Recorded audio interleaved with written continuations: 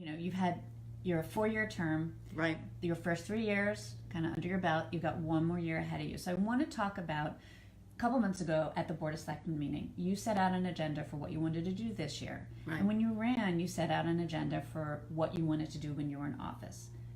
Have you gotten done the things you want to get done? How's that going for you?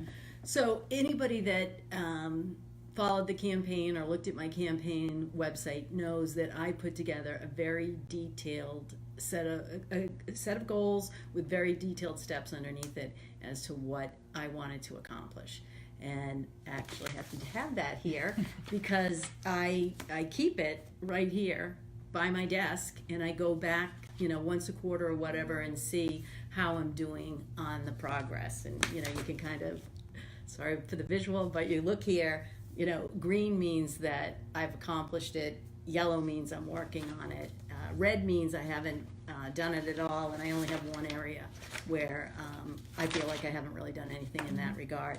So the primary goals were, one is to reduce the growth in the mill rate through containing costs and the growth of the grand list itself. So I think I said that I was going to control costs by looking at headcount, making adjustments where appropriate, and I've done that. We've cut a number of positions or merged positions.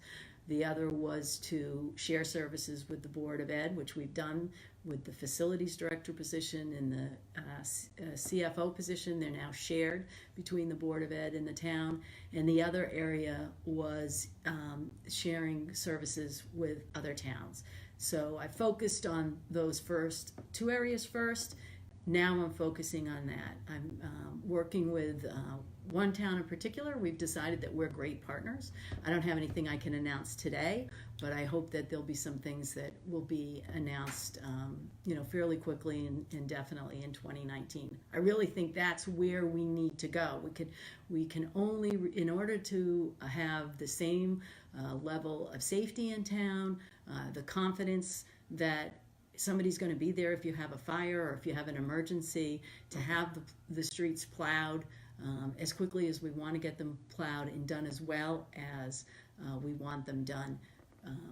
You can only cut so far. We're actually adding back a person in the DPW department that was cut probably more than 10 years ago, about the time of the recession.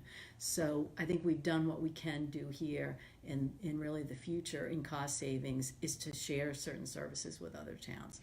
It's interesting you mentioned the DPW, because I know that that's always something that you hear about, whether it's on Facebook or See Click Fix, and that was a big priority for you as well. Right. Yes, absolutely. In that another area of a priority was the infrastructure, and the roads are probably the one element of infrastructure that impacts everybody, and we know from the votes that it's the most important thing to people. So the plan that we put in place in my second year, which to pave 15 miles a year for 5 years, and then bring every road 10 years or younger, is working. We paved 15 miles last year. This year we got a little bit, didn't get to do as much as we wanted to do this year because of the rain, but we're still on track to do 15 miles this year. And I hear from it about it from people.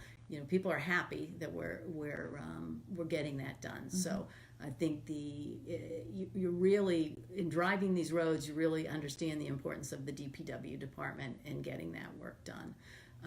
So in the other area of infrastructure that I said that we would focus on is really taking a comprehensive look at what needs to be done and plan it out. So we're doing that with the committee that is looking at this town campus, at the police station, and these buildings.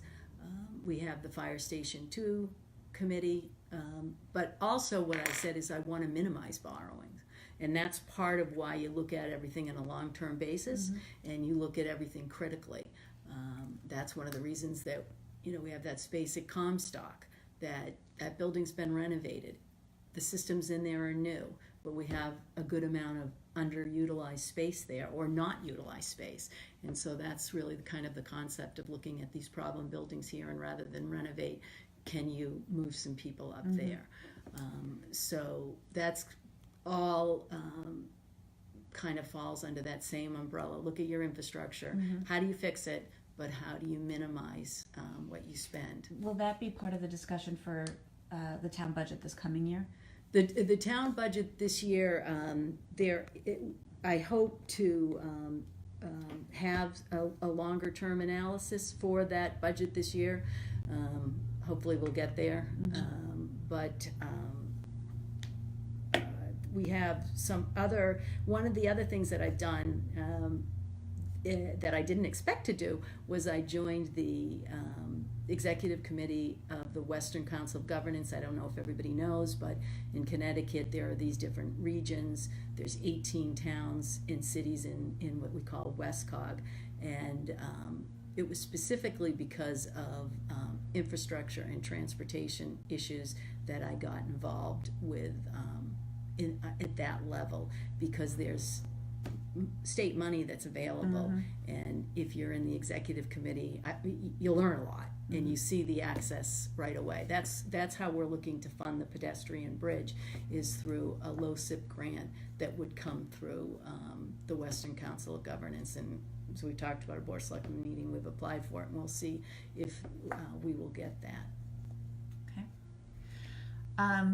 And so I guess, let me just say, if you're okay. Please, go ahead. So as I go through this list, I said, I've pretty much talked about most of the things. The last one is increasing voter engagement, and we've done all those things that we said we would do. But the area that has the red, where I feel like I haven't fulfilled what I said I would do, and that was really to re-examine the 2009 report that was done on elderly and disabled tax relief. I had hoped that we would be able to re-examine that, maybe come up with a better or a more effective program, and increase some funding.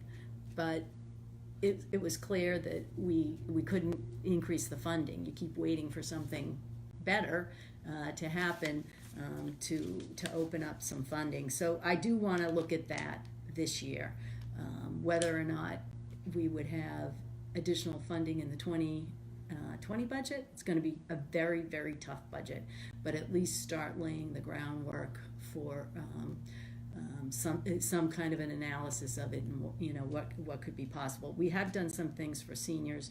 We've started that senior discount program that's going to be rolling out soon. We do have that.